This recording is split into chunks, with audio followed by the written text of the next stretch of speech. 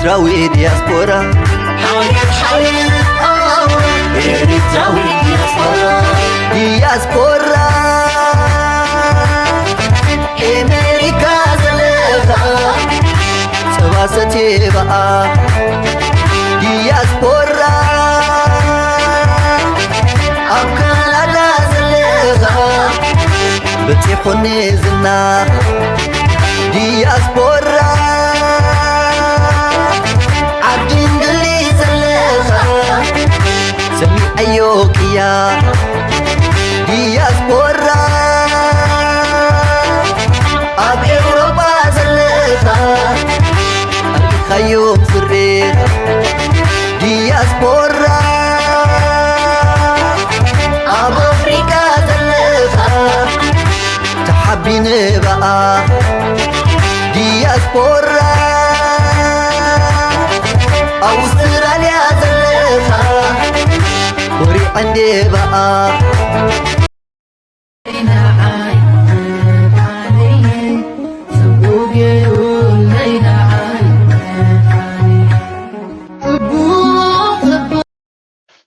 سلام تخطاتلت نايز channel كما يتخونون تبوك تكونون اي وتر تمنيتنان بحقنان حسابنا نيو نايلو ما رستي فلي بزبالي نخلو ولو كابولوتيكاوي قطباوي كالون كل عينة زيناتات تلو أولمبيكس كاب سبورت وزاي نابولوتيكاون كال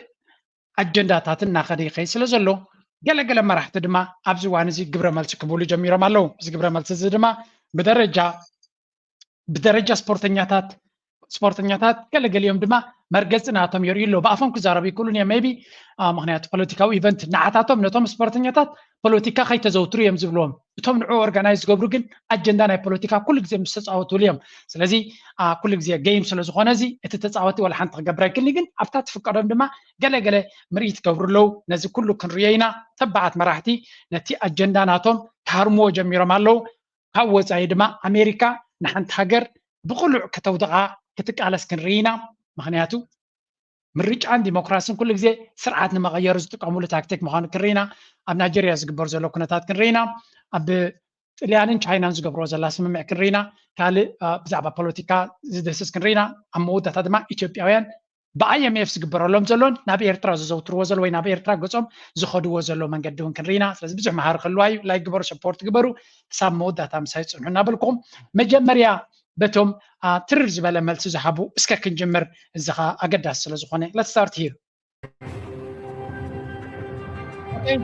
You know, I thought France didn't mock Islam because it's an Islamic country now. All of Paris would be on fire if they tried that shit. As a Christian, how are you not furious? How are you not angry by what they've just done? They've openly mocked your entire religion from head to toe. One of the most sacred images throughout all of Western civilization, the Last Supper, they mocked it. ኣንድሩ ቴይት መቸም ነዚ ጉዳይ እዚ እንተስ ንፖለቲካ እንተስ ንቁጠባ እንተስ ንስርሑ ተጠቂምሉ እቲ ዝብሎ ዘሎ ግን ኣብሰሎት ለሓቂ እዩ ንመብዛሕትኡ ክርስቲያን ድማ ዝወገ እሾኽ ይኮይኑ ዘሎ በዚ ኮይኑ በቲ ንሱ ኣብ ዝሓለፈ ኣዶኖ ቅድሚ ክልተ ዓመት ዲ ገለ ናብ እስላም ከም ዝተቐየረን እስላማይ ከም ዝኾነ ዝሕብር ኣብ ዝዋን እዚ ዝተቐየረ ካልእ ዝረኽቦ የብልን ግን ኢየሱስ ክርስቶስ ኣብ እምነት ምስልምና ኣብዚ ሓንቲ ከነፅረልኩም ካብ መጀመርያ ከይንጋገ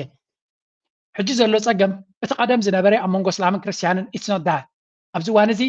ኣብ መንጎ ኣመንትን ዘይኣመንትን እዩ ዘሎ ትውግእ ኣብ መንጎ ብድሕሪ መጋረጃ ንዓለምና ናብ ሰይጣን ገፆም ዝወስድዋ ዘሎ እውን ኣብ መንጎቶም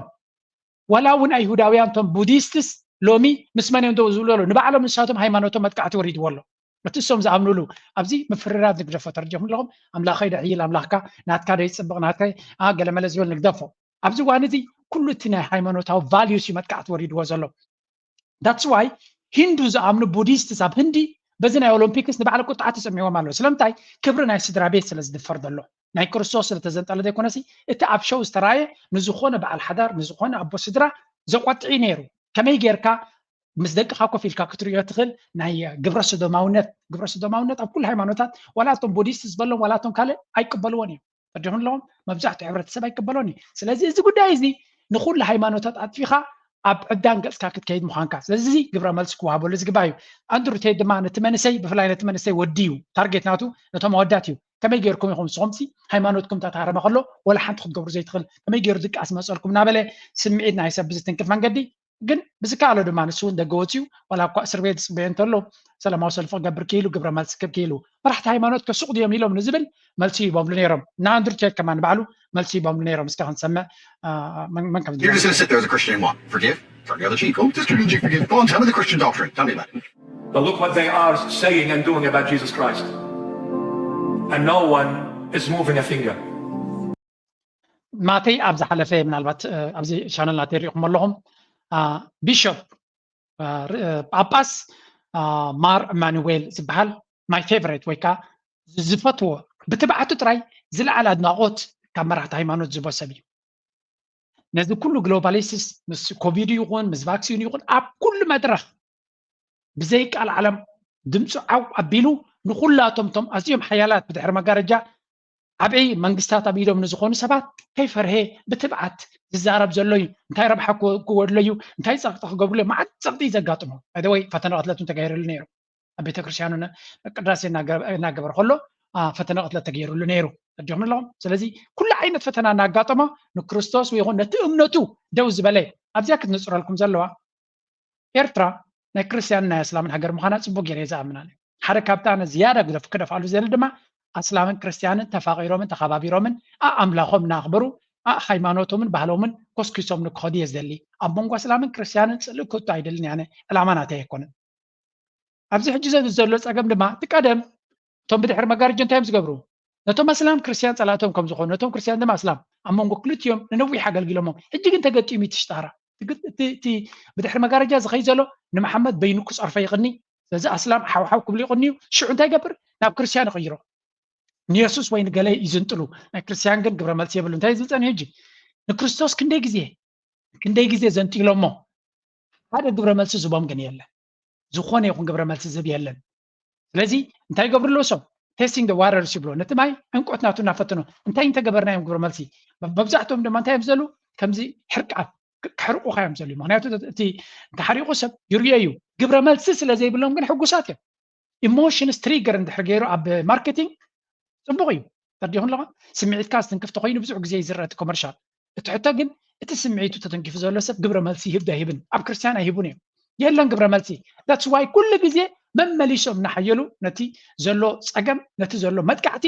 እናበርትዕዎ ይኸዱ ኣለዉ ሓደ ካብዚ ድማ መራሕቲ ናይ ካቶሊክ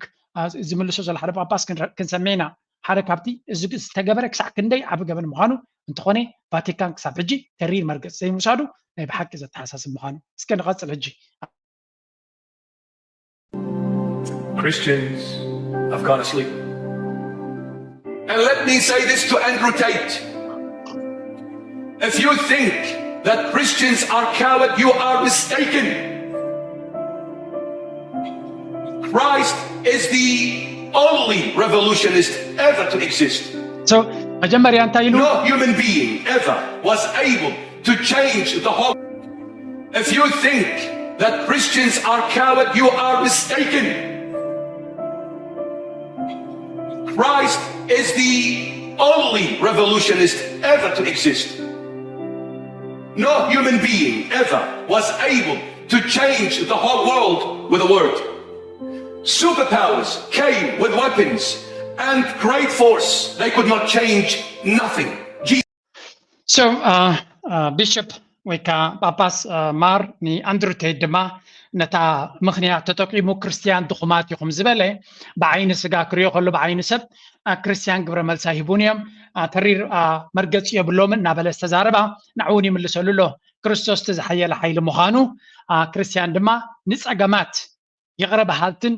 ሸለሊልካ መኻድን ባህሪ ከም ዘለዎም እዚ ግን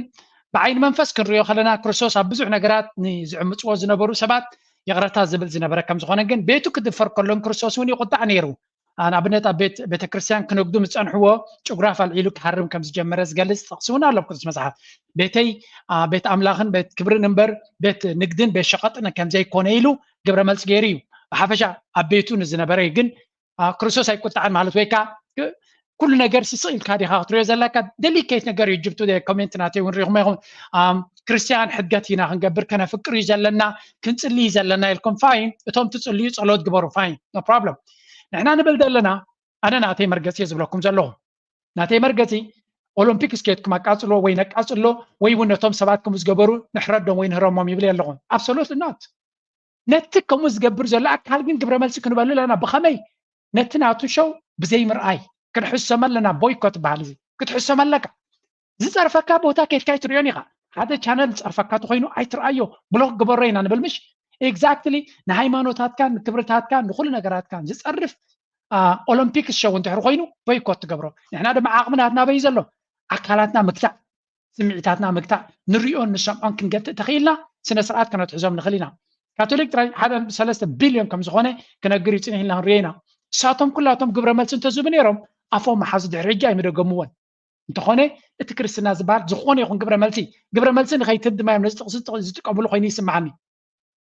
እናፀረፈካስ ስቕ ኢልካ ትሪኦ ንሕና ፈቃራት ኢና ማለት እኮ ሕማቕ ምዃኑ እናረኣኻ ስቕ ኢልካ ትዕዘበ እንተለኻ ተሰማሚዕካሉ ኣለኻ ማለት እዩ ናተይ መረዳእታ እዩ እዚ ነብስኻ ከማን ከተውፅእ ኣይከኣልካ ይኹንሎም ሕማቕ እናረኣኻ ከለኻ ነብስኻ ክትዓሊ ይከኣልካን ነብስኻ ክትገትእ ኣይከኣልካን ስጉምቲ ነቲ ሕማቕ ዝገብር ዘሎ ሲ ተተባብዖ ኢኻ ዘለኻ ኣፍታዊታት ይገብር ኣሎ ይህብትም ኣሎ ድሕሪ ሕጂ ድማ መሊሱ ዝኸፍሕ ሒዙልካ ክመፅእ እዩ ስለዚ ህሮሞ ጨፍልቆ ገለ ዝብለካ የለን ቦይኮት ትገብሮ መርገፂኻ ድማ ተፍልጦ ንሕና ከምዚ ዓይነት ባህሪ ኣይንፃወረና ክትብል ኣለካ ዓው ኢልካ ድማ ክትዛረብ ክትክእል ኣለካ ናይ ማርማር ግን ወላ ነቶም ሓያላ ዝበሃሉ በዓል ኢሎን ማስክ ዝመለሶውን ክንርኢ ኢና በዚየ ድማ ነዚ ጳጳስ እዚ ናይ ብሓቂ ክብሪ ዘለና ኣብ ልዕሊ እዩ a big believer in the principles of Christianity. I think they're very good. So in what sense then are you not religious?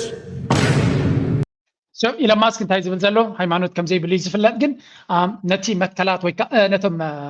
መትከላት ፕሪንሲፕልስ ማለት ናይ ክርስትና ይኣምነሎም እየ ኣብዚ እዋን እዚ ሞር ኮንሰርቫቲቭ እናኾነ ይኸይድ ስለ ዘሎ ብፍላይ ድማ እዚ ኣብ ህፃናት ዝግበር ዘሎ ኩነታት ክሪኦ ከሎ ሓደ ዓብይ ኣድቮኬት መብዛሕትኦም በዓል ቢል ጌትስን ካልኦት እንታይ እዮም ዝብሉ ዓለምና ሰብ በዚሕዋ ከነጉድል ኣለና ብል እዮም ዝብሉ ጎስጓስናቶም ከመይ ጌርካ ንዓለምና ህዝቢ ተጉድል ዲፖፕሌት ትገብሮም ብቫክሲን ጌርካ ዲኻ ብሕማም ጌርካ ዲኻ ብመግባብ በላሽኻ ዲኻ ከመይ ጌርካ ብግብረ ሰዶም ጌርካ ዲኻ ክብሉ ከለዉ ንሱ እንታይ ዝብል ዘሎ ዓለምና ህዝቢ የንቆልቆል ስለ ዘሎ እዚኣ ክንጥቀቑላ ኣለኩም ንኤውሮፓውያንን ንፀዓዱን ጥራይ ከም ዝብል ካልኦት ኣይኮነን እዚ ኢሎን ማስክ ኢዝ ቨሪ ስፔሻል ኬስ ንደቂ ሰባት ዘፍቅር እዩ ዝመስል ግን ንደቂ ሰባት ኩሉ ኣይኮነ ዘፍቅር ንሱ ዘፍቅሮም ስፔሻል ዓሌት ኣለዎ ንኣብነት ምዝ ኩሉ ቢልዮናት ናቱ ኣብቲ መበቆል ዓዲ ሳውት ኣፍሪካ 5 ሳንቲም ክህብ ኣይረኣናን ኣይሰማዕናን ስለዚ ኣብ ልዕሊ ፀለምቲ ዘለዎ ዝኾነ ይኹን ፍሉይ ንኣፍሪካ ክሕግዝ ወይ ገለመለ ከም ኣፍሪካዊ ይስኖ ከም ኣፍሪካዊ ግን ንኣፍሪካ 5 ሳንቲም ከውፅእ ኣይተራእየን መበቆል ዓዱ ሳውት ኣፍሪካ ከሎ ንዑ ክገብር እውን ኣይሰማዕናየን ስለዚ again we need to be very careful እዞም ሰባት እዚኣቶም ነዚ ኸ ከመይ ገይሩ መሊስሉ ነዚያ ኢኻ ዝፈትዋነ ነዚ ጳጳስ ነዚ ቢሾፕ ማር ኢማኑኤል I want to send a message to Elon Musk and the likes of Elon Musk. And I want someone to send this video to him. My dear friend, and I'll call you a friend. My name is Mari. I am the servant of Jesus Christ of Nazareth, the true and only God, the creator of heaven. So Mari ሽሙ ማር ደኮነ ማሪ ሽሙ ስለዚ ኒ ኢሎን ማስክ ብቐጥታ መልእኽቲ ሰዲድሉ እዛ ቪድዮ ድማ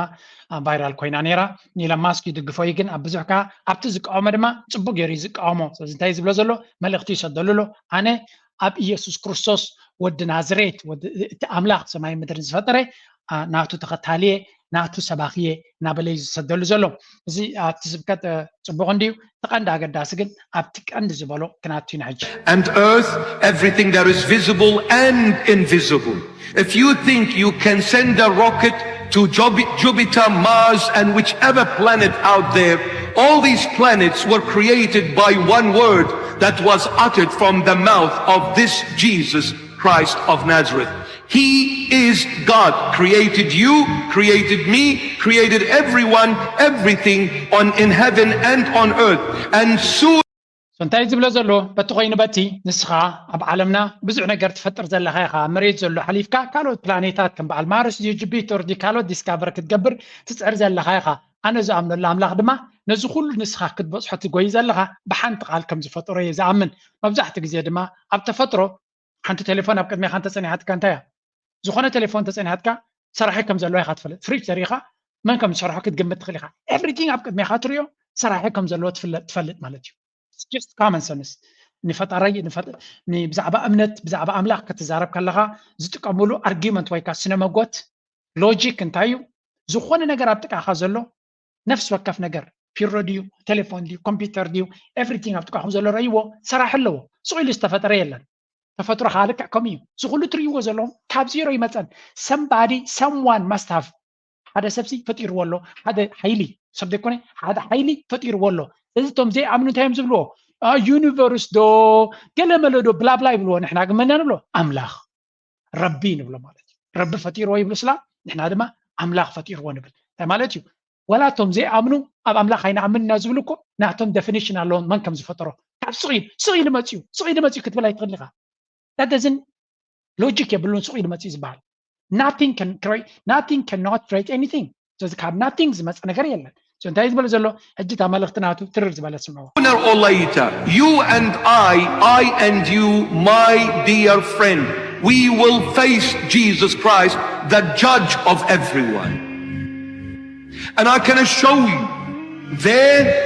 no secret society will come to your rescue, no wealth, no treasure, no fame, no power, no prestigious life, nothing will come to your rescue. It is time for you and I and all of us and everyone, Jesus Christ, the judge of everyone.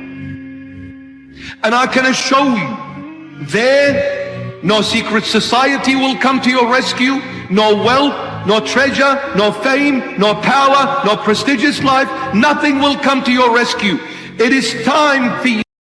ሶኒ ኢሎን ማስክ ዝብሎ ዘሎ ምናልባት ኣብቲ ክህልወካ ክእል እዩ ፍሉይ ምስጢራዊ ሓይልታት ክህልወካ ክእል እዩ ዝና ክህልወካ ክእል እዩ ጥበብ ክህልወካ ክእል እዩ እዚ ኩሉ ግን ሓደ መዓልቲ ምስ ክርስቶስ ፊት ንፊት ክትራኸብ ኢኻ ወይ ከም መዓልቲ ፍርዲ ክመፀካ እዩ እዚ ኩሉ ዘለካ ኣብቲ ከትሕነካ ኣይኮነን ካብ ብሕጂ ናብ ኣምላኽካ ተመለስ እናበለ መልእኽቲ ኣመሓላሊፉሉ ኣሎ we will see if it works or not but at least መራሒ ሃይማኖት ሓላፍነቱ እዩ ዝገብር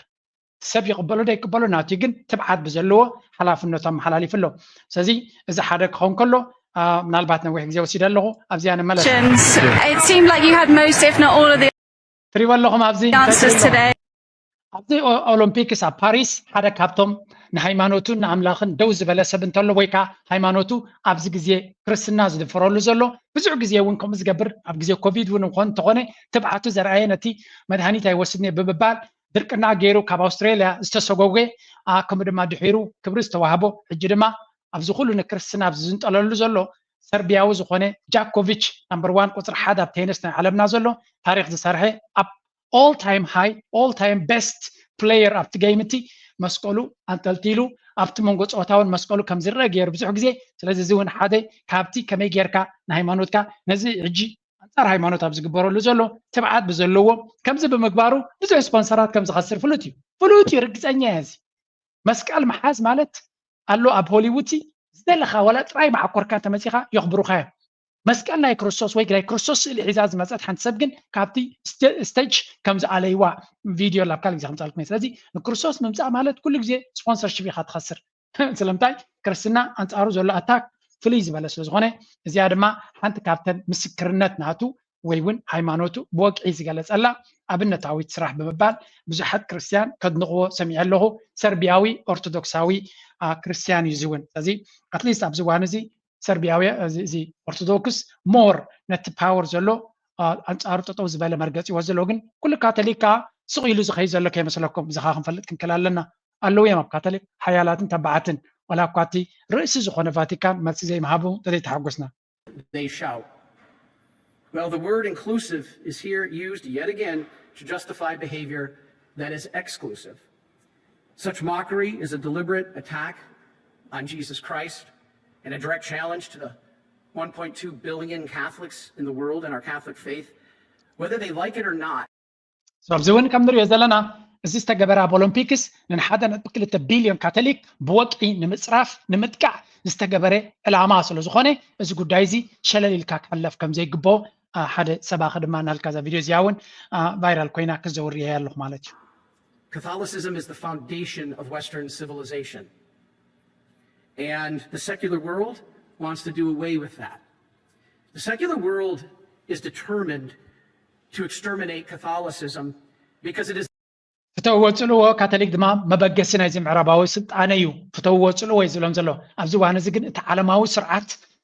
ሴኩላር ወርልድ ማለት እዩ ንካቶሊክ ኣጥፊኡ ሱር መሰረቱ ከጥፍኦ ከም ዝደሊ ዘሎ ብኩሉ መንገዲ ድማ ኩሉ ክብርታት ናይ ካቶሊክ ኣብ ሆሊውድ ፊልምታት ናቶም ይኹን ብዝተፈላለየ ፍሉይ ፊልምታት እናሰርሑ ብሎክባስተር እናገበሩ ነቲ ሃይማኖት ኩሉ ነገር መጥቃዕቲ ይወሪድዎ ኣብዚ ዋን እዚ ግን ቀደም እኳ ትቃወም ተነበረት ኣብዚ ዋን እዚ ዋላ ኣብቲ ርእሳ እውን ገለ ፀገም ኣጋጢሙ ከም ዘሎ ዘርኢ ምልክት ኣሎ ምክንያቱ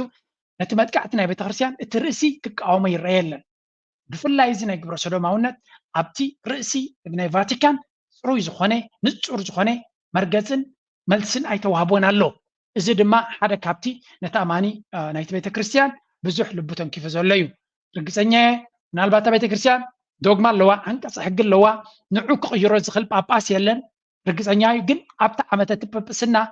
ኣብቲ ዓመተ ስልጣን ናይቲ ጳጳስ ኣብ መንጎ ካቶሊክን ዓበይቲ ካርዲናላት ነዚ ጉዳይ እዚ ብትሪ ዝቃወምዎ ሰባት ከም ዘለዉ ገለገለ እውን ካብ ስልጣኖም ይለዩ ከም ዘለዉ ምክንያቱ ተሪር ዝኾነ መርገፂ ኣብ ግብረ ሰዶማውያን ኣብዚ ናይ ግብረ ሰዶም ብፍላይ ድማ ኣብ ቤተክርስትያን ክኣቱ ወይ እውን ኣብቲ ቃል ክዳን ብሕጊ ክፍቀድ ኣለዎ ዝብል ኣርጊመንት ብተሪር ስለ ዝቃወምዎ ነዚ ስለ ዝተባህሉ ካብቲ ስልጣን ዝተኣለዩ ከም ዘለውን እዩ ዝንገር ስለዚ ቫቲካን ኣብቲ ላዕሊ ፀርያ ከምዘየላ ነዚ ጉዳይ እዚ ኣትሪሩ ክሕዝ ዝኽእል ጳጳስ ክሳብ ዘይመፀ ርእሰ ሊቃነ ጳጳሳት ማለት እዩ እቲ ጉዳይ ኩሉ ግዜ ነቲ ቤተክርስትያን ሓደጋ ከውድቆ ከም ዝኽእልን ነቶም ኣመንቲ ድማ ኩሉ ግዜ ምፍልላይ ክፈጥር ከም ዝኽእል ክፈሊ ዘለዎ ድማ እዩ ዝፈላለ ነጥቢ ክህሉ ክኽእል ኣሎ ኣብ ሃይማኖት ገለ ነገር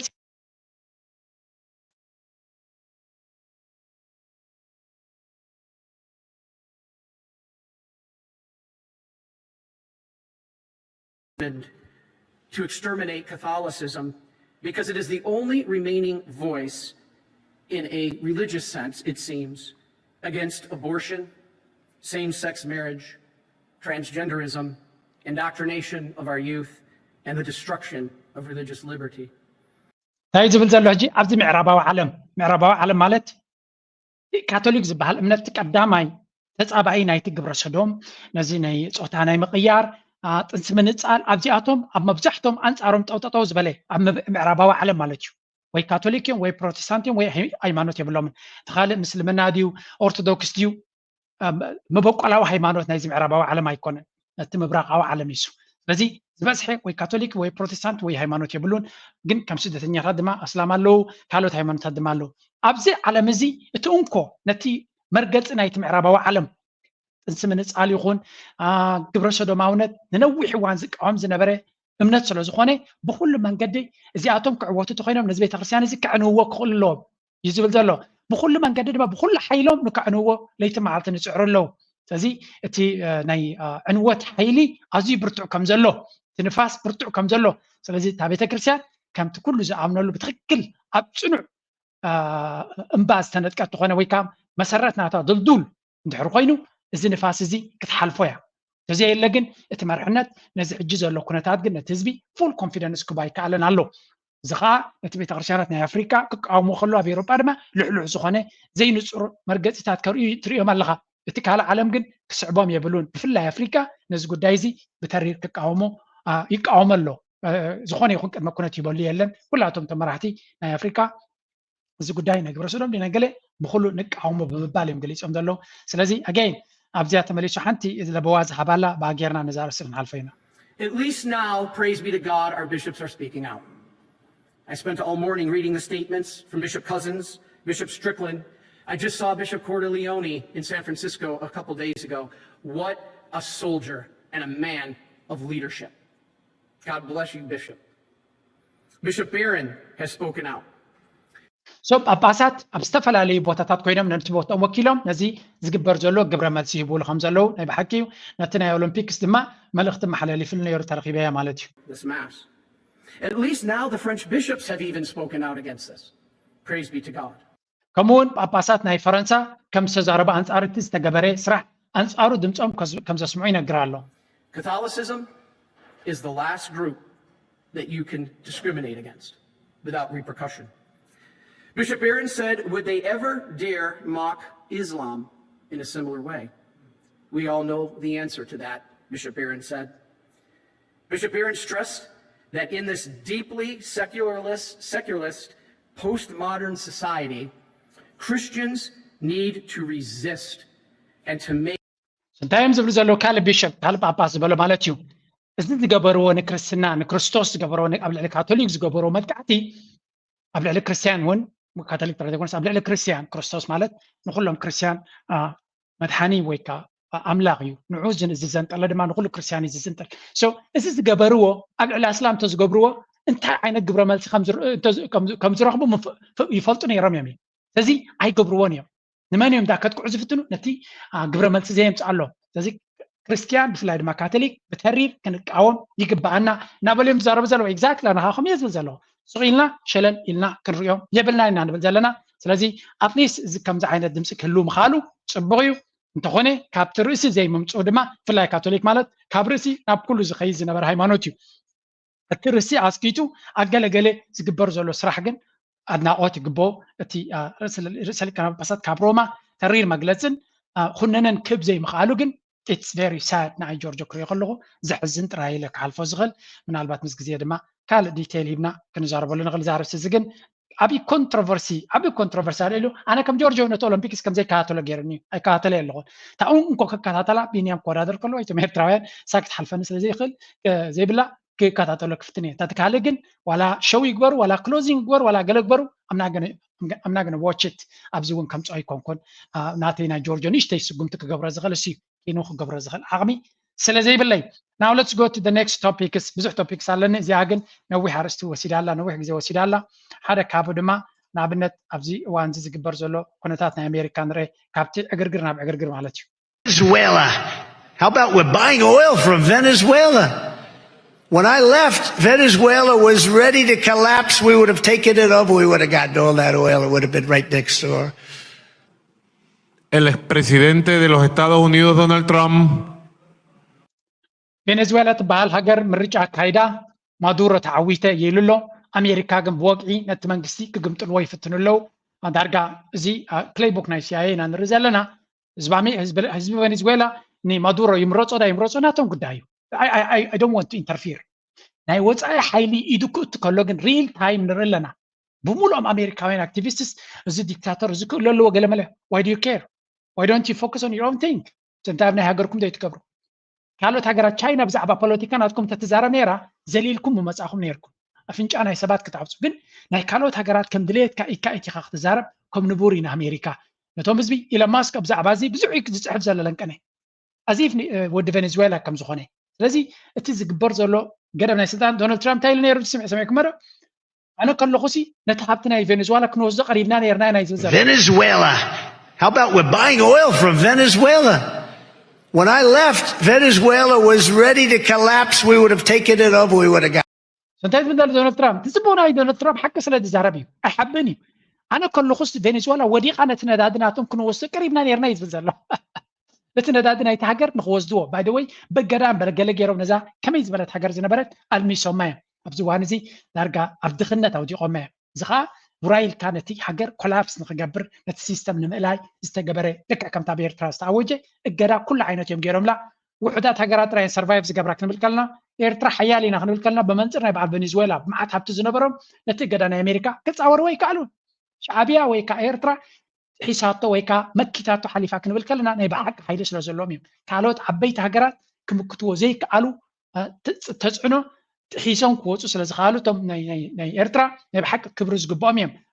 በዚ ምክንያት ድማ እቶም ሻዕብያ በቀሊሉ ዝሰዓሩን ዝወጥቁን ኣይኮኑ ንብሎም ዘለና ኣብዚ እውን ስምዑዎም ባዕሎም ክብዛረቡ Anything that we haven't asked today that you could speak about that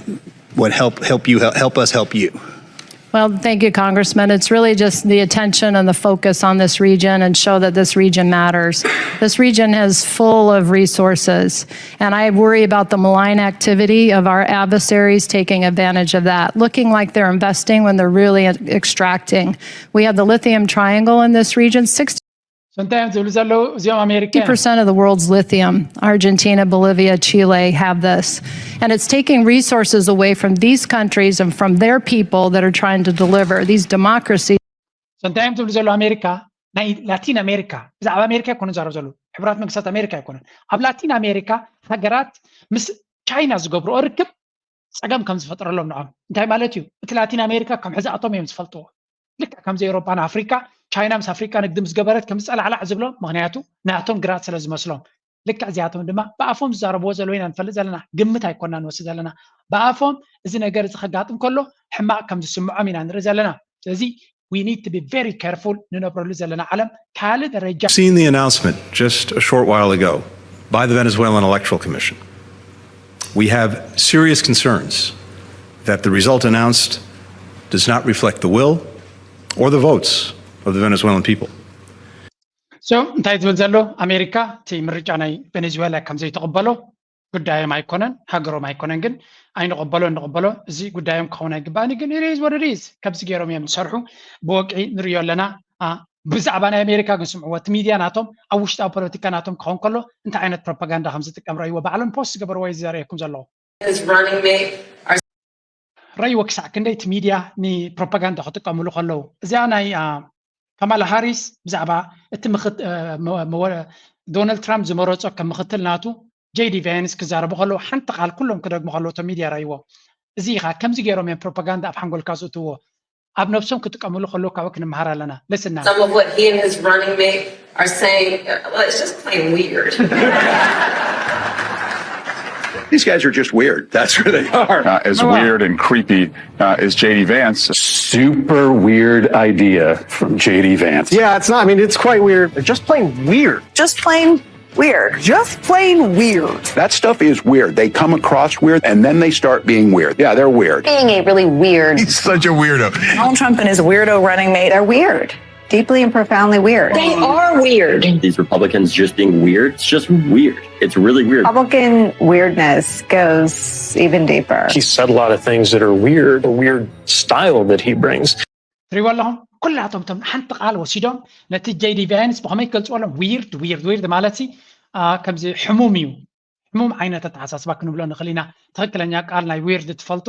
ኣብቲ ኣብ ታሕቲ ኣብ ኮሜንት ግለፉለይ ኤግዛክት ትራንስሌሽን ዊርድ ማለት ትክክለኛ ዘይኮነ ወይ ከዓ ከምዚ ሕማቅ ኣተሓሳስባ ዘለዎ ክንብሎ ንኽእል ኢና ኩላቶም ሓደ ዓይነት ቃል ስለዚ እንታይ እቲ ዊርድ ዝበሎ ኣይገልፁን እዮም ግን ኣብ ኩሉ ኣብ ሲኤንኤን ትኸይድ ኣብ ገለ ትኸይድ ነታ ቃል ክሰምዓ ምስ ጀመርካ ሽዑ ኩሉ ሰብ እንታይ ዝብል ሰብ እዚ ዊርድ እዩ ኣሓትትኒ ስለዚ ፕሮግራሚን ናትካ ከመይ ገይሮም ከም ዝሰርሕሉ ብዛዕባ ኤርትራ ጨፍላቕ መንግስቲ ኣብ 26 ቻነላት ከምኡ ዝበሉ ሰብ እንታይ ዝመስሎ ሰሜን ኮርያ ወይ ከዓ ገለመለ ስለዚ ኩሉ ግዜ እቲ ሌበል ከመይ ገይሮም ኣብ ርእሲ ሰብ ከም ዝሰርሕሉ ኣብ ውሽጣዊ ፖለቲካ ናቶም ተመሃሮብሽ ሽዑ ኣብ ናትካ ክመፅእ ከሎ ተዳሊኻሉ ትፀንሕ እዚ ከምዚ ጌርና ኢና ድማ ዲኮድ ክንገብሮ ዘለና ሲክረት ናቶም ናብ ውሽጦም ዝጥቀምሉ ኣብ ካልኦት ሃገራት ብቐሊሉ ከም ዝጥቀምሉ Weird policies. Let's start with the weird thing because it is a thing. Just plain weird. What was weird was talking about Diet Mountain Dew. Who drinks Diet Mountain Dew? You ever seen the guy laugh? That seems very weird to me. እዚ ሓደ ካብቲ ፕሮግራሚን ናቶም እዚ እዩ ሕጂ ንኺድ ኣብ ኤሮፓ ገፅና ንስከር ጥልያን ንርአ Prime Minister, she's in China this week trying to pull off a tough balancing act. It's an awkward trip for Meloni. Last year, she pulled Italy out of the BRI, the Belt and Road Initiative, Xi Jinping's flagship project. Under her, Italy dumped it. But now Rome is having a rethink about its relationship with Beijing. Meloni says she wants to quote-unquote relaunch ties. Listen to this. I am very pleased to be here for my first official trip to China since the beginning of my government. So Meloni ድሕሪ ክንደይ ምስ ኣሜሪካ ባላንሲንግ ወይ ከዓ ናይ ኣሜሪካ ተፅዕኖ ተሰኪማ ድሕሪ ምኻድ ካልኣይ ግዜ ምስ ተመረፀት ቀዳመይቲ ስጉምትናታዊ ጌራቶ ዘላ ምስ ጥልያን ዘለዋ ዝምድና ንምሕዳስ ጥልያን ድማ ይፈልጡ ነይሮም እዮም ቅድሚ ሜሎኒ ናብ ቻይና ምምፅኣ ሓደ ዓብይ መንግስታዊ መፅሄት ናይቲ ሃገር ጥልያን ካብ BRI ዝወፀትሉ ምክንያት ካብቲ ቤልት ኤንድ ሮድ ኢኒሽቲቭ ዝበሃል ናይ ቻይና ናይ ትሕተ ቅርፂ ፕሮጀክት ካብኡ ዝወፀትሉ ምክንያት ብሰንኪ ፀቕጢ ናይ ኣሜሪካን ብራስልስን ከም ዝኾነ ንፈልጥ ኢና ኢሎም ሕጂ ድማ ክልቲኦም ሃገራት ሓበራዊ ሽርክነቶም ከም ብሓድሽ ንክሃንፅዎ ሜሎኒ ናይ 5 መዓልቲ ዑደት ናይ ስራሕ ጌራዊ ከይዳ ኣላ ኣሜሪካ ከምዘይ ዋሓጠላ ፍሉጥ እዩ ግን it is what it is already calculate ጌራቶላ ንሳ ዝመፅእ ዘሎ ዓመት 234 ዓመት ኣለዋ ኣብ ስልጣን ስለዚ ንጥልያን ክጠቅም ዝኽእል ዝበለቶ ትገብራላ እዚ ድማ ክልተን ኤርትራ ከም ፖቴንሻል መሻርክቲ ዝኾነ ሃገራት ሓበራዊ መርገፂ ክልወን ከሎ ድማ ጽቡቕ እዩ This is a clear demonstration of the will to begin a new phase to relaunch our bilateral cooperation. In that spirit, Giorgia Meloni met China's top leaders, starting with Chinese Premier Li Qiang. This meeting took place yesterday. They signed a three-year action plan covering several areas like trade, investment, education, food security, and environment. Italy and China want to boost collaboration on all these fronts. ጣልያን ብዙሕ ዓይነት ዲልስ ምስ ቻይና ገይራ ከም ዘላ ስለዚ ኣብ መንጎ ክልቲአን ሃገራት ዝነበረ ፍዕፋዕ ፈቲሖም ናብ ዝበለፀ መድረኽ ይኸዱ ከም ዘለዉ ይዝረአ ብዘይ ቻይና ኤውሮፓ ትርጉም ከም ዘይብላ ይፈልጥዮም ኣሜሪካ ኣብዚ ግዜ እዚ ብጀካ ዝርገት ዕግርግር ካልእ ክትፈጥረልካ ትኽእል ነገር ከም ዘይብላ ፈሊጦም ኣለዉ ኩሉ ሰብ ፈሊጡ ኣሎ ቻይና is the dominant force ድሕሪ ቢዝነስ ደሊኻ ዕቤት ደሊኻ ቁጠባ ደሊኻ ሽርክነት ደሊኻ ቻይና እዩ ካብ ቻይና ወፃኢ ኣሜሪካ ብጀካ ኣፅዋርን ውግን ካልእ ክትበካ እትኽእሎ ነገር የብላን እዚ is a reality ኣንጻር ኣሜሪካ ወይ ስምዒት ገለ ኣይኮነን factually correct ኣሜሪካ made in America ዝብል ኣብ ገዛኹም ንብረት ኣለኩም ዶ just ንነፍስኩም ቴስት ትግበርዋ ኣብ ገዛኹም made in America ዝብል ንብረት ኣለኩም ዶ እቲ ኮምፒውተራትኩም ድዩ እቲ ቴሌፎናትኩም ድዩ ኩሉ እቲ ንብረት እቲ ዋላ ናይ ኣሜሪካ ኣፕል ቴሌፎን ትጥቀሙ እንተኮይንኩም ኣብ ቻይና እዩ ተሰሪሑ ቴስላ መኪና ትዝውርቱ ኮንካ ናይ ጀርመን መኪና ትዝውርቱ ኮንካ ብሙሉ እቲ ንብረት ኣብ ቻይና እዩ ዝገጣጠም እቲ ንብረት ኣብ ቻይና እዩ ተሰሪሑ ዝመፅእ ስለዚ ኤቭሪቲንግ ኣብ ሂወትና ንጥቀመሉ ዘለና ብጀካ ውሑድ ካብ መግቢ እንተኮይኑ ካብ ላቲን ኣሜሪካ ካብ ካሊእ ኣሜሪካ እትሰዶ ኣብዚ እዋን እዚ ኣፅዋርን ውግን ዕግርግርን እዩ ከምኡ ድማ ዶላር ፕሪንት ጌራ ድማ ትሰድድ ካብ ወፃኢ ኣሜሪካ ኣብ ዴይሊ ላይፍ ኣብ መዓልታዊ ሂወትና ኣፍኮርስ በዓል ጉግል ፌስቡክ ገለመለ ሶፍትዌር ኣሎ ግን ንሕና ኢና ንሰርሓሉ እሶም ኣይኮኑ ይሰርሑልና ንሕና ኢና ንሰርሓሎም ዘለና ፌስቡክ ማለት ንስኻ ሶሻል ሚድያ ስለዝኣተኻ ኢኻ ትነብር ፌስቡክ ተገዲፍካ ትመውት ዲኻ ኣይትመውትኒ ኢኻ መግቢው ተገዲፍካ ኣብ ገዛኻ ዘሎ ንብረት ጥቕሚ ናቱ ተገዲፍካ ግን ሂወትካ ፀገም ከጋጥም ይኽእል እዩ በቲ ኮይኑ በቲ ቻይና is a very important country ኣሜሪካ ኣድላይነት የብላን ይብል ኣለኹን ግን ኣድላይነታ እናጎደለ ዝመፅእ ዘሎ ሃገር And today Giorgia Meloni met Xi Jinping, the Chinese president. The Italian prime minister struck a conciliatory tone. She called China, and I'm quoting again, an important interlocutor on the world stage. And Xi Jinping reciprocated. He hailed China's relationship with Italy. China and Italy should uphold the spirit of the long history of the Silk Road and view and develop bilateral relations from a historical perspective, a strategic height, and a long-term perspective, so as to promote the international community to seek common ground and expand consensus. Meloni and Xi said all the right things. The optics were well managed, but they could not paper over the tensions, especially on the trade front. The Chinese premier spoke about this. He said China is ready to open up to Italy, but they want something in return. China's door of opening up will always be open to companies from Italy and other countries. At the same time, we hope the Italian side will work with China to provide a more fair, just and non-discriminatory. So China تولد الله كل تخكلنيا زربايو. أوروباويان كل جزء عمست سلزخونو نت China تقدموا نجارات China نقدميت بماكينة سلد مسات عمتات مخاينهم كم زيشتو نا China مخاين لومي electric cars سلز معبلة تيجبر له نو بعدنا خمس عيدلنا كم زعين السسع بيزنس هاي فلتني نسخة ماكينة خال بروجين خاديو فيات كاديو ولا قلملي خاديو ولا BMW كان أودينات كان كم دليت كات شيء نيركا ናይ ቻይና መኻይን ምስ ቀደማኻ ኖ ታሪፍ ክንገብርና ዕዳጋና ንብኽልካ ክትብል ከለኻ ክሳዕ ክንደይ በለፀኛ ወይ ከዓ ኣብርታዓዊ ቢዝነስ ዘይተኣምን ምዃንካ እዩ ዝፍልጥ በቲ ኮይኑ በቲ ግን ነዚ ቻይና ተሓቶ ዘላ ከም ገበን ገይሮም ክገልፁ ክሰምዕ ከለኻ ትግረም ጥራይ ካልእ ዝበሃል የለን ናይጀርያ ንኺድ ሕጂ Think of Libya. Libya was a beautiful country. What has happened to Libya, we don't want it to happen here. Let's go home. Let's continue to strive the best that we can. لكن كم كينيا كمون أوغندا حجر ما منسيت نيجيريا أنصار منغستم أنصار بلشونا أنصار نتحجر زبلاش زلو سيستم تقاومو خجبر جميرهم الجمهور حسيبه من تبجسوا من سلزلو أبالات نيت بايتو نتز بن ممان حجرنا كم ليبيا خيتخون حجرنا كم زخيتخون نابلو متن كقطع يبلو of course منغست كتير ويسرعات كتير السودان ريناين الله تكم زخنت قبل الديمقراطية نادلينا دو قالوا ديل كتخدو من قدي بس فعلوا لا من قدي حجر كم تكتود كم تخل مجنزابير لي this is true من ليبيا أنت خوينا السودان أنت خوينا قالوا تقرأ دمنا بيقرأ لو أنرينا لنا سلزي فعلوا لوا كايدا أبصر جاوتي خاز مثلا وتيلا تونسيا جيرومو جبت جيرومو كلهم تمليسوا مبتنى كلام سيستم ما يمزلوا ديمقراطي بهم من قديم تسني ديمقراطي زبنا قيعو ستيب باي ستيب يخمس تزغلن بر أبصر جا خيتك مخاينك كاسلك كتماتك بلاشخة دمس أكا ديمقراطية لن دخلنا تنشجر أنت زي كوين and continue to work with the government to see if we can proffer some solutions. We condemn such acts. We traditional rulers are not engaged in people, especially the youth, coming out to start breaking down law and order. Any leader that you don't like, wait and vote him out. They want us to to believe that they are doing this for our own good. Because according to them, some people may hijack the protest. You see, this is how they will go and plant some thugs to try to dabaru the whole protest. Just so that they can say, we know your tactics better. I'm not going in. On that note, let me beg my fellow young people, please don't let anybody use you to dabaru these protests. We are orderly, we are peaceful, we are not destroying any TV. What? I like this. Say power, I like this. Jagaba. Say power, you. So بحبشة تي بعد نيجيريا بوليتيكانياتات أب نيجيريا ديم زنبرو ولا بتاع العالم نقد فلت أشجرتهم أزيوم هبتامات كابتر رياليتي نايت هزبي أزيوم ديسكونكت زخون مخانو ميزن قرالهم again زبل شونا تعاليو تمنسي تزبي مع عدلات أب تمرتي أب حكمنا بكالة ترقيب تصبق أنت زي اللي هبتامات ناتهم كابنا أمريكان اللي على اللوك لاجري هي وات كنا برخلو ترى هزبجن زبل لا عد ستة ديبول لا بسرجعت وحي فكنا بركلو رتعوي كونن حدا معالتي تنسيو نت هاجر كقاصلا مخانو فلوت نيرو محبراو فتحي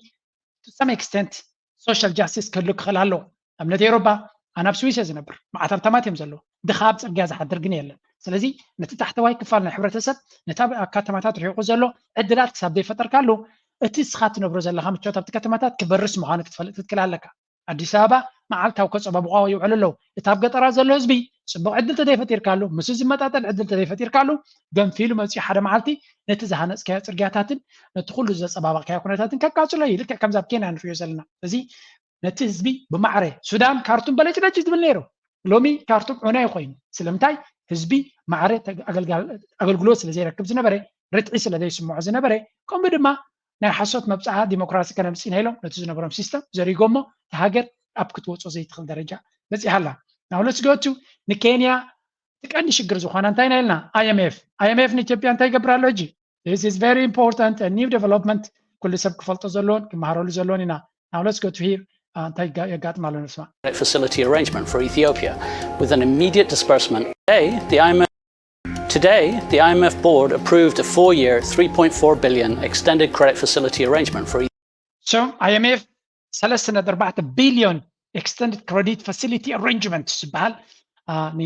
ኢትዮጵያ كباح حسيبلو እዚህ ምስሱ ዝመጽ ነገራት ኣሎ እንታይ እዮም ተምሱ ዝመጹ ክንሪኦም ኢና Ethiopia with an immediate disbursement of approximately $1 billion. ካብዚ ድማ ብቐጥታ ዝመጽእ 1 ቢልዮን ናብ ባንክታቶም ከም ዝኣቱ ዝኻነተ ኤክስቼንጅ ሬት ማርኬት ሬት ክትገብርዎ ኣለኩም ክብሎም ከለዉ 1 ቢልዮን ዝኸውን ኣብቲ ሃገር እዚ ገንዘብ እዚ ንልምዓት ኣይኮነን ነቲ ቁጠባ ወላ ሓንቲ ክፀልዎ ኣይኮነን በዚ ፋብሪካ ስራሕ የለ ገለ የለ እቲ ቁጠባ ፍሪ ንክኸውን እዮም ዝብሎ ዘሎ በኋላ ዘራርባ it's going to be a big problem see ኣብ ኬንያ ዘሎ ፀገም IMF ዝፈጠሮ ምዃኑ ኣብ ግብፂ ዘሎ ፀገም ኩላቶም ቶም IMF ዘለቅሖም እሞ ነቲ ነገር እቲ መሪስና ክነለቅሓኩም ተኮይንና ሪላክስ ግበርዎ እቲ ዕዳጋ let the market ከም ዘለዎ ባዕሉ ክኸይግደፎ ይብል ኣሜሪካ ግን ነቲ ማርኬት ነቲ ዶላር ክሳዕ ክንደይ ማኒፑሌት ይገብሮ ከም ዘሎ ኩሉ ሰብ ይፈልጥ ኤክስቼንጅ ሬት ኣሜሪካ እቲ ሰንትራል ባንክ ንትሬት ናቱ ቀፃሊ ዘልዕሎ ዘሎ ስለምንታይ ናይ ወፃኢ ኢንቨስትመንት ንክመፆ እንተዘየለ ኣብ ካልእ ነቲ ናይ ወፃኢ ኢንቨስትመንት ክስዕበሉ ዝኽእል ዕድላት የብሉን ስለዚ ንሳቶም ነቲ ሲስተም ናብ ክቆፃፅርዎ ከለዉ ኣብኒዮ ኣብ ካልኦት ሃገራት ድማ በዚ IMF ገይሮም ካ ፀቕጢ ይፈጥሩ ነቲ ናይ ዶላር ቦታ ንምውሓስ ድማ ዝኸድዎ ዘሎ መንገዲ Ethiopia has seen decades of rapid growth and improved living standards, but economic vulnerabilities and distortions have also been mounting, and the economy was hit by a series of shocks such as conflict and the pandemic. ተመን ሸርፍ ወፃኢ ብስርዓት ዕዳጋ ክምራሕ ከም ዝገብር ቤት ጽሕፈት ቀዳማይ ሚኒስትር ኣፍሊጦም እዚ ውሳነ ኢትዮጵያ ንነዊሕ ዓመታት ምስ ዓለም ለኸ ትካል ገንዘብ ስኒት ሲኢናትሉ ዝጸንሐት ጉዳይ ኣብ ትሕቲ ቁጥጥር መንግስቲ ዝነበረ ተመን ሸርፍ ወፃኢ ብዕዳጋ ንኽውሰን ዝገብር ክኸውን እዩ እቲ ቤት ጽሕፈት ፖሊሲ ፕሮግራም ምምሕያሽ ቁጠባ ብዝብል ኣብ ዘውፅኦ መግለጺ እዚ ብስርዓት ዕዳጋ ዝምራሕ ተመን ዕድጊ ሸርፊ ወፃኢ ብዕዳጋ ንኽውሰን ዝገብር ክኸውን ይብል ናይዚ ምኽንያት ድማ ስርዓት ዕዳጋ ሸርፊ ወፃኢ ኣብ መንጎ ቀረብን ጠለብን ዘሎ ምዝባዕ ሸርፊ ወፃኢ ብምምጥጣን ዋጋ ኣገልግሎትን ካብ ወፃኢ ዝኣትዉ ሸቐጣትን ምስቲ ዕዳጋ ንኽጣዓም ዝገብር ምዃኑ ኢሉ ብተወሳኺ እዚ ምምሕያሽ ፖሊሲ እቲ ሃገር ሓደሽቲ ቀረባት ልምዓት ፋይናንስ ካብ ዝተፈላለዩ ፍልፍላት ንምርካብ ከም ዝሕግዛ ክግለጽ እንከሎ ብመሰረት እዚ ብቐጥታን ብተዘዋዋርን ብዙሕ ቢልዮን ዶላር ክትረክብ እያ ተባሂሉሎም መንግስቲ እቲ ሃገር ኣብ ዝሓለፈ ኣዋርሕ ካብ ትካል ገንዘብ ዓለም ልዕሊ 10 ቢልዮን ዶላር ንምርካብ ክዘራረብ ቀንዲሎም እዚ ምስቶም ኣብ ዝሓለፈ ኣዋርሕ ዝወስዶም ምምሕያሻት ፋይናንስን ቁጠባን ምዚ መደባት ልቓሕ ዝተኣሳሰረ ምዃኑ ይዝረብ ተመን ሸርፊ ወፃኢ ብስርዓት ዕዳጋ ክውሰን ምግባር እቲ መንግስቲ ብላዕለዋይነት ዝቆፃፀሮ ዝነበረ መስርሕ ናብቶም ኣብቲ ዕዳጋ ዝንቀሳቐሱ ሓይልታት ክዘውር ክገብር እዩ ኣብ ዝሓለፈ ዓመታት መንግስቲ ኣብ ተመን ሸርፊ ወፃኢ ቁፅጥር ክገብር እኳ እንተጸንሐም ኣብ መንጎ ስሩዕን ዘይስሩዕን ዕዳጋ ዶላር ዝነበረ ኣፈላላይ ልዕሊ ዕፅፊ ኮይኑ ጸኒሑ እዩ። በዚ ምኽንያት ባንክታት $1 ብኣስታት 60 ብር ከሽርፋን ከለዋ ኣብቲ ዘይስሩዕ ዕዳጋ ልዕሊ 110 ክሽረፍ ተራእዩ እዮም። ሕጂ ብመሰረት ውሳነ መንግስቲ ዕዳጋ ሽርፍ ወጻኢ ኣብቲ ዕዳጋ ብዝህሉ ጠለብን ቀረብን ዝውሰን ብምዃኑ ምስቲ ኣብ ዘይስሩዕ ዕዳጋ ዘሎ ዋጋ ዝጽጋዕ ወይ ድማ ካብኡ ዝያደ ክኸውን ይኽእል እዩ ዝብል ስግኣት ኣሎም። በዚ ምኽንያት ኣብ ስርዓት ዕዳጋ ሸርፊ ወጻኢ ብዝህሉ ለውጥን ካልኦት ስጉምትታት ምምሓሽ ፖሊሲ ቁጠባን ተቓላዕቲ ዝኾኑ ክፋላት ሕብረተሰብ ንምሕጋዝ ዘኽእሉ ተግባራት ክውገኑ ምዃኑ ይግለጽ። በዚ መሰረት ድጎማ ፕሮግራማት ማሕበራዊ ሴፍቲኔት ትሑት ደመወዝ ዝኽፈሉ ሰራሕተኛታት መንግስቲ ንምምሕያሽ ኣብ ዋጋ ነዳዲ ክረአ ዝኽእል ወሰኽ ንምፍታሕ መንግስቲ ከፊል ድጎማ ክገብርን ምዃኑ ተገሊጹ። መንግስቲ ተግባራዊ ዝገብሮም ስጉምትታት ፖሊሲ ምስ ነዊሕን ማእኸላይን መደባት ልምዓት ሃገር ብምጥቃም ዝውገኑ ምዃኖም ድማ ይእመን። እቲ ሕጂ መንግስቲ ወግዓዊ ዝገበሮ ውሳነ ካብ ቦርድ ፈጻሚ ስራሕ ትካል ገንዘብ ዓለም IMF ንዝቐረበሉ ሕቶ ልቓሕ ውሳነ ንምሃብ ትማሊ 29 ሓምለ ንኽእከብ ትፅቢት ኣብ ዝግበረሉ ዝነበረ ቅድሚ ሓደ መዓልቲ እዩ ወግዓዊ ኮይኑ ዘሎ። ኢትዮጵያ ኣብ ዝሓለፉ 6 ዓመታት ኩናት፣ ድርቂ፣ ብዓለም ለኻዊ ኩነታት ዘጋጠማ ቁጠባዊ ፀቕጥታትን ብፍላይ ኣብ ትግራይ ዘካየደቶ ጆኖሳይዳዊ ኩናት ዝፈጠሮ ጽልዋን ንምጽዋር ካብ ትካል ገንዘብ ዓለም ልዕሊ $10 ቢልዮን ልቓሕ ሓቲታ ነይራ እያ። ሕጂ ድማ ረኺበ ክትብል ገሊጻ። ሸም እዚ ይመስል እቲ ኩነታት ጽቡቕ ጌርና ክንግንዘቦ ክንፍትን ኢና። ጽልዋናቱ እንታይ ክኸውን እዩ ምስ ግዜ ኩሉ ሰብ ዝዕዘቦ እዩ። እቲ ሓሳብ ብቲዮሪ ክትሪኦ ከለኻ ኣዝዩ ጽቡቕ እዩ። ዶላር ከም ድሌትካ ክትረክብ ትኽእል፣ ከም ድሌትካ ክትነግድ ትኽእል። ባት ካበይ ክመጽእ እቲ ዶላር ክንዱ ዝኣክል ሰደድ ተደይብልካ እሞ ዶላራት ከተምጽእ ተዘይኪልካ ከመይ ጌርካ ከባላንስ ክትገብሮ መጀመርያ ናይ ዶላር ጠለባት ናትካ እቲ ጠለባትን ቀረባትን ማዕረግ ክኸውን ክኽእል ኣሎ። እቲ ናይ IMF ገንዘብ ዝወሃብ ዘሎ ድማ ነቲ ሃጓፍ ናይ ቀረብ ናይ ዶላር ንምትዕርራይ ከም ዝኾነ ክንፈልጥ ክንክእል ኣለና። but we will see how far this can go. እቲ ሃገር ተዘይላ ኣብ ካልእ ፀገማት ክታቱ ከም ትኽእልን ናይ ካልኦት ኢንቨስተርስ መፂኦም ነቲ ሃጓፍ ተጠቂሞም ኣብቲ ፋይናንሻል ሴክተር ኣብ ካልእ ሴክተርስ ክኣቱ ከም ዝኽእሉ እዩ ዝንገር ዘሎ። we will see. ጌታቸው ረዳ ለንቀነ ሓደ ኣገዳሲ ምስጢር ኣውፅኡ ኣሎ። እንታይ እዩ ስኸ ደቂ ኣንስትዮ ጮያ ኖርማል ኮይኑ ዓመፅ ኖርማል ኮይኑ ኖርማል ጥራሕ ኣይኮነን ኣብ ገገዲ ብጣዕሚ ዘሰክፍ እዩ። ፀላእትና ዝገበርዎ ኢልካ ክትቃልዕ ይሕፍር እዩ። ናይ ባዕለይ ሰባት እናገበርዎ ከመይ ኢልካ ክትዛረቡን ኣይ ዶንት ኖ ከመይ ከም ንገልጾ ኣይፈልጥን። ህገወጥ ናይ ሰባት ዝውውር ዝበሃል መስካሕክሒ እዩ። ሰባት ይሸጠሉ ዓዲ ኮይኑ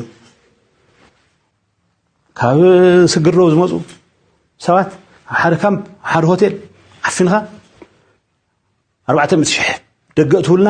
ተዘይኮይኑ ንሰዶምን ሰፊሕ ጉባኤ ከተዝበሃል ዘሎ ማንም ክፈቅደለይ ድሌት የብለይን ግን بسرعة نكتل لنا مزجوا تجمعنا بس مزجوا أي نخنخد بقى منهم زترات النجار يقولون نحن فقد اللي دليته يبلين قلت مسح أنت عايز بزلة قتاچو دحانته أبتعد زلوا عمتن حماق تكبراتن كم مثلا العلي كم زجانن كم استجانن قالوا سبات عميس أمني قالوا سبات بدي لهم نيلكا نخد كسس كمان كبيد أبزخونه لدرجة يتبص زلوا إن guess what زي أبريلاتي بيس كلويو أرتزم هذه سلام كلويو أب سلام يمزلوا وجيه لنا نجي أب تقرأ وجيه لنا أب جزء سلام كله كم زي كون زخالة بحري أب جزء كينات تاينيرو بوليس زي اللي مجزء كلاخل حيل زي اللي قالنا جرب أب زي بلوس كمين يرو يلكم تجمعوا just think about that مبزحت جزء حق أب زي بلو بوليس أب زي بلو حق البونات يزلوا هاي مالتيو عم زلوا كسرق زلي سرق عمز زلي يعمز كهجم زلي زدل خاخد قبره له تخلي معناته بوليس يله منجستي يله سرعات يله زغل كلا كل يله شوف تاخد قبرت دليت كاخد قبرت خل معناته دليت كاغيركا حيلن تلقى دليت كاغيركا كم دليت كاتنبر معناته كم عام خاتنبر ابت غزي تزغبر زنبره صلات كيرو مكتب كلها لوم بوليس كلكا سرعات كلكا حق كلكا بحفشه كتقاصر زي كالك حماق تكبارتلو تهزبي اي تغيرن حدش حزبي مسكمن the same حزبي نيرو the same حزب انت نيرو ابت غزي حق زي نبرلو بوليس زي نبرلو ولا حنت زي جبر ملعق زنبر حزبسي بوليس راح مزجمره منقس راح مزجمره كل عينة حماق عمس قبل عندك انستيو ديو مش وايديو سرق ديو كال ديو كل نجر حنق ديو كبر ندهر غيلو من كعبنا كايخل that's why ما خمس زلزال حكي لو مي ابغي سلام كله كم زي جبر زلوز بنت لك ابغي كينات كالوت يوم كم يروني لك من يدخلها very true we accept your argument تخكليو زي إذا زربازيا أجراميتيا أب سوشيال ميديا دما نبزح السبات تجرم كوينا لا that's why بإنجليش ون قريبا مالو لومي بإنجليش كابتناتي وات تويتر وين بوست جبراء أبزي مجمرة بوست مش جبركو جبراء ተወሳኺ ካልእ ኣሎ ብዝሓደ ንኩናት ተመዲቡ በቃ ውራይ ኢሉ ጎስጓስ ዝገብር ዘሎ ሰብ ማለት እዩ። ጦርነቱ መነሳቱ አይቀርም። ከተነሳ አይቀር ከባለፈው ጊዜ ሰፋ ባለመልኩ ሊጀምር ይችላል። በዚህም በዛ ሊያጣድፉን ይችላሉ። ከተነሳ አይቀር እቺ ዶክተር አብይን ኩዴታ ብለው የሚሉት ከዚሁ ጋር ተያያዥ ልትሆን ትችላለች። ከተነሳ አይቀር ነገሩ ሰፋ ብሎ የሚነሳ ከሆነ እና ጦርነቱ አይቀሬ ከሆነ ማድረግ ያለብን ነገር ምንድነው? ወደባችንን ማስመለስ ነው። ምንም ጥርጥር የለውም። በሁመራ በኩል መጣ ወይ ሻዕቢያ በምናምን በኩል መጣ ምናምን በዚህም ይምጣ የችግሮች ሁሉ መንስኤ አንድ ኢሳያስ የሚባል ነቀርሳ ነው። እሱን ነቅሎ መጣል። ሁለት ወደባችንን ማስመለስ ግዴታችን ነው። እሱን ስናስመልስ አንድ እንታይ ይብል ዘሎ ውግም ጅማሩ ዘይተርፈተ ኮይኑሲ ወደባትና ከነማልስ ኢና ልክዕ ከምተ ወደባትና ጻ ተቐሚጠን ዘለዋ ኬካ ውስዳ ቤልካ ተምፀን ንፋኖ ምስ ዓርሲኑ ዘሎ ሰራዊት ይኻ እቲ ወደባትና ኤርትራ ክመልሰሉ ዝፅበ ዘሎ ኤኒዌይ ብዛዕባ እዚኦም መልሲ ኣየድልዮን እዩ። ምክንያቱ ዩቱበር ስለ ዝኾኑ ከም ኢልካ ክትዛረባ ኣለካ ዝሰምዖ ሰብ ተልዩ ድማ ይሰምዕዎ። ንሕና ግን ኣብኡታታት ኢና ብዙሕ ግዜ እንተዘይሓለፍና እንተዘይጥፋና ዝሓሸዩ ግን ክሰምዖም ግን ኣለካ። ስለምንታይ እንታይ ይብሉ ኣለዉ እንታይ ዓይነት ፕሮፓጋንዳ ይነዝሑ ኣለዉ ምፍላጥን ምግንዛብን ኣገዳሲ ስለ ዝኾነ ንኺድ ንኣብነት እጅ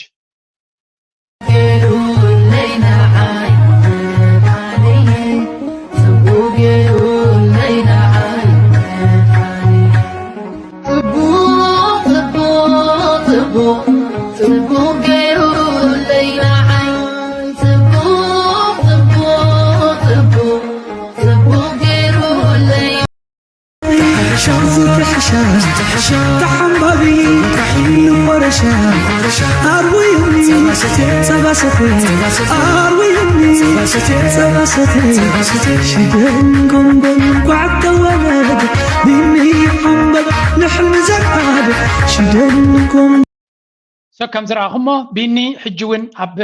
መንጎ ኦሎምፒክስ እናተኻየደ ከሎ ኣብ ኔዘርላንድስ ንዝተኻየደ ውድድር ቀዳማይ ኮይኑ ከም ዝኣተወ ስለዚ ቢኒ ንጉስ ናይ ስፕሪንቲንግ ኮይኑ ኣሎ ኣይ ቲንክ ክሳብ ሕጂ ሬከርድ ናቱ ክሰብር ዝኽእል ሁሉ ከቢድ እዩ ክኸውን ስለዚ ቢንያም ኣብ ቶፕ ፎርም ከም ዘሎ ጎኒ ድማ ኣብቲ ዝለዓለ ጥርዚ ናይ ፈይም ኣብ ዘለወሉ ድማ እንታይ ዓይነት ከመይ ዓይነት ሞራላዊ ሰብ ምዃኑ ዘረጋግፅ ኩነታት ድማ ንርኢ ኣለና። እዚ ነገር እዚ ቢንያም ክርስቲያን እዩ ክርስቲያን ምዃኑ ወይ ከዓ ኦርቶዶክስ ምዃኑ ምግላፁ ንዓይኒ ካቶሊክ ወይ ንካልእ ኣስላማይ ሕማቅ ክስምዖ የብሎን ክንሕጎስ እዩ ዘለና። ነፍሲ ወከፍ ሰብ ሃይማኖቱ ፕራክቲስ ክገብር ክኽእል ኣሎ። ኣነ ከምየ ዝብል ዘለዎ ሰብ ክብሩን ባህሉን ሃይማኖቱን ክሕሉ ክኽእል ኣሎ። እንታይ ጥራይና ክንቃለስ ዘለና ናይ ሃይማኖታዊ ምምቃል ከይፍጠር እምበር ሰብ ሃይማኖቱ ኣስላማይ علي سليمان قول مسأتوي الله أكبر إلنا أملاخون تمزجينو نحقوس ሃይማኖታዊ ክብርናቱ ድማ ይገልጻል። ሃይማኖቱ ይገልጻሉ ከመይ ክኾን ዘሎ እንታይ ጥራዩ ሃይማኖት ናትካ ካብ ናይ ካልኦት ይሓይሽልካ ምስ ካልኦት ኣብ ህልኽ ክታብቲ የብልካ ነዚና ንፀልም እምበር ዲኒ ኦርቶዶክስ ኮይኑ ካብ ቀሺ መስቀሉ ክሳለም ክኽእል ከሎ በስመ አብ ኢሉ ክጅምር ከሎ ኩሉ ከሎ ድማ ንኣምላኽ ከመስግን ከሎ ንሕጎስ ኩልና ኩልኻ ክትሕጎስ እዩ ዝግባእካ። እዚ ማለት ኤርትራዊ ስለ ዝኾነ ሲ ኣምላኽ ክገድፍ ኣለዎ ኣይኮነን ንብል ዘለና። ኤርትራውነት ፖለቲካ እዩ፣ ዜግነት እዩ፣ ሃገራውነት እዩ። ሃይማኖት ግን ናቱ ኣለዎ፣ ባህሊ ናቱ ኣለዎ። ስለዚ ንኩሉ ዓቂብካ ኣብ ልዕሊኡ ኤርትራውነት ድማ ኣለካ። ስለዚ ቢኒ ነቲ ክብርታት ናቱ ክዕቅብ ከሎ ብፍላይ ምዚ ናይ ቱር ዲ ፍራንስ ኣብዚ ናይ ኦሎምፒክ ዝግበር ዘሎ ሓሸውየ ቢኒ ዘርእዮ ዘሎ ሞራላዊ ብስለት ንኤርትራውያን ዓብ ክብሪ ዘውህብ ስለ ዝኾነ በዚ እውን ክንሕጎስን ክንኮርዕን ይግባአና። ብሓፈሻ ግን ናይ ቢንያም ፐርፎርማንስ ንብዙሓት ሰባት እናገረመን ናይ ባሕቂ ካብ ብዙሓት ሰባት እውን ኣቓልቦ ሓንቲ ግዜ እውን ኢለኩም ነረ ናይ ስዊስ ኮመንቴተርስ ክዛረቡ ከለዉ ቨሪ ሲምፓቲሽ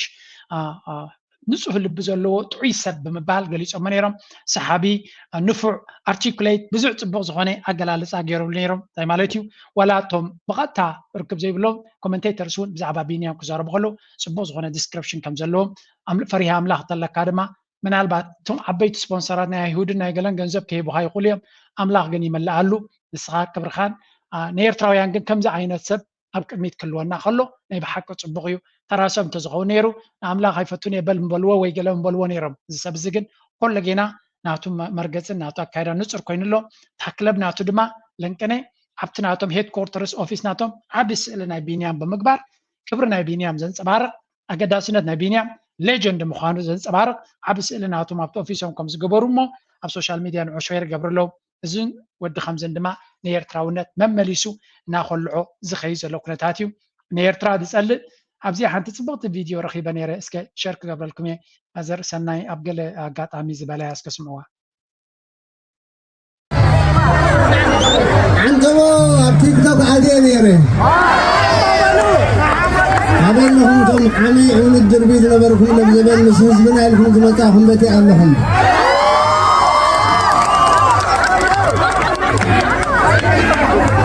ዓመይ በኽላባት ለብዘበል ምስ ደቂ ሰባት ንዘናግዕ ኣለና ኢሎምን ኢሎምን እንታ ሓቀሰኩም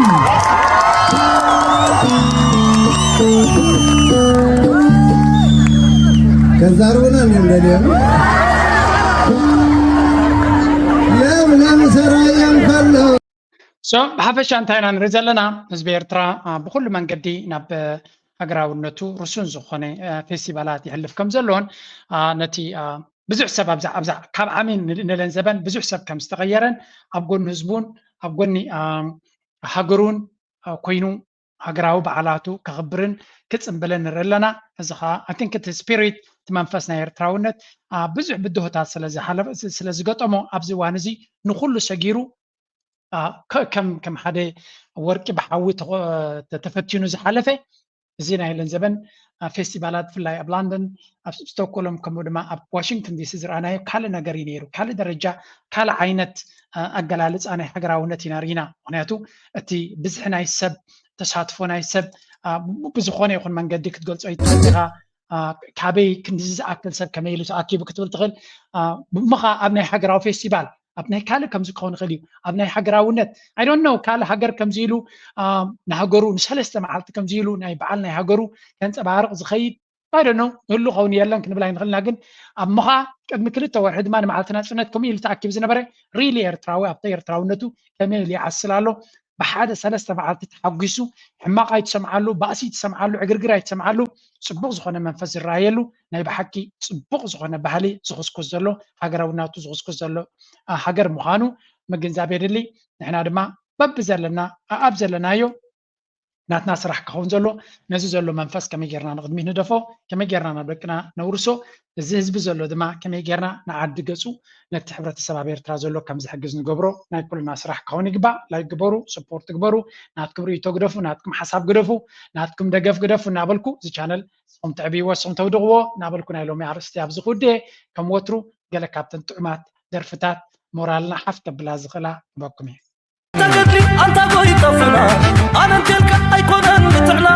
زنق فتحي زغلعك خمغنا أنا يبا أنت أنا خصصنا أنا يبا أنت إريتراوي أنا يبا سببا مرهاوي أنا تلك يبلون أبس أنا يبا قوزن كمان بس أنا تلك لومي مع سخوي الوفا تفالين كان بخاب برد بفرازة سعر كايهم بخاب واشتغن بدرجة حقنات كعبي أنا بتحقق أنت حد لبي كلنا كعبي أنا تلك يقولون أبس واسل كمان بس أنت إريتراوي سببا مرهاوي أنا تلك يقولون أبس واسل كمان بس قوي تقدي أنت قوي تفنان أنا تلك سيكونن متعنا زنق فتحي زغنعك خمقنا أنا يبل أنت نخصصنا قوي تقدي أنت قوي تفنان أنا تلك سيكونن متعنا زنق فتحي زغنعك خمقنا أنا يبل أنت نخصصنا أنت إريتراوي سببا مرهاوي أنا تلك يبلون أبس وزن كمان بس